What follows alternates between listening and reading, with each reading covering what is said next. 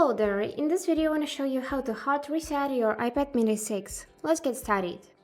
So for that we just need to open settings, here go in the general tab, and now you can see this option to transfer or reset this iPad. So if you want to transfer your data to another device, click here on get started. If you want to just reset the settings, for example, click the reset button, and here you'll see many options for the reset. But now we want to reset this iPad to the factory settings, so we just need to select this erase all content and settings option. Now you just need to tap the continue, and here just enter the passcode for this iPad. So I'm gonna do it quickly. And now you need to enter your Apple ID password. After this, you just need to click this turn off button on the top of the screen and wait a couple of seconds till it will be resetting.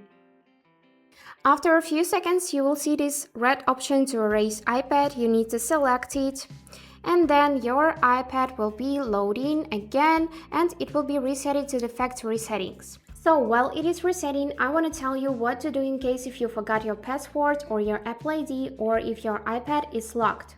For that, you will need to take a Mac or Windows PC with iTunes or iMusic installed. Then connect the iPad mini 6 with a USB-C cable, press volume up, volume down, and then hold down the lock button until the screen goes blank. Then you will need to release the lock button and press volume down along with the lock button until you enter restore mode. On the computer, press restore and then restore and update. Wait for the computer to download the new software and restore the iPad. After restoring, wait for a message that the iPad has been reset and rebooted. Leave it plugged in until it is completely rebooted. And that's it for today. I hope this video helped, and thank you for watching.